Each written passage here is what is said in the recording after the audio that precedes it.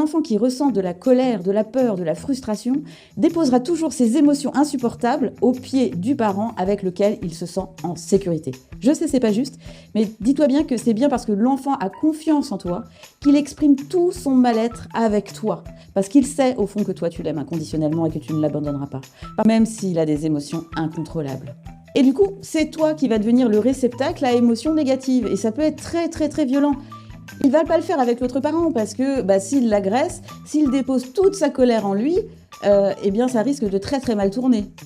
Du coup, il préfère que ce soit toi qui prenne. Je sais, c'est vraiment pas juste.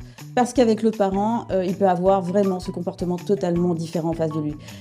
Parce que ton enfant ne se comporte pas dans l'espoir d'être aimé inconsciemment, il se comporte bien pour gérer le danger. Et ça donne bien sûr du grain à moudre au parent manipulateur qui ne se gênera pas pour dire que c'est toi qui as un problème, puisque tout se passe bien de son côté. Oui, pour lui c'est un boulevard. La première chose à faire, c'est de ne pas rester dans la culpabilité, de sortir de la colère, du désespoir, de l'injustice, et de ne pas tolérer ce manque de respect en permanence. Mais comme tu le sais, Rome ne s'est pas construite en un jour, et la priorité absolue pour ces 2 prochains mois, écoute-moi bien, c'est contre-intuitif.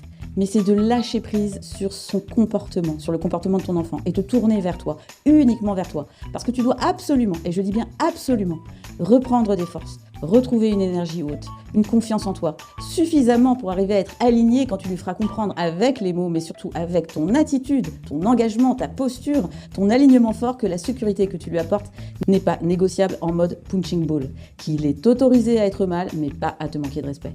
Et pour ça, il faut que tu sois pleine de toi, de ton assurance, de ta confiance, et le fait que tu es une bonne personne. Et ça se travaille, avec toi d'abord. Et puis c'est aussi pour ça que je peux t'accompagner dans cet exercice de coparentage pour qu'au milieu de ces énergies contraires, tu puisses te relever. Et si tu as besoin de mon aide et que tu veux en savoir plus sur mon accompagnement, envoie-moi un mail à lebusdubonheur de Mélanie@gmail.com. À plus dans le bus du bonheur.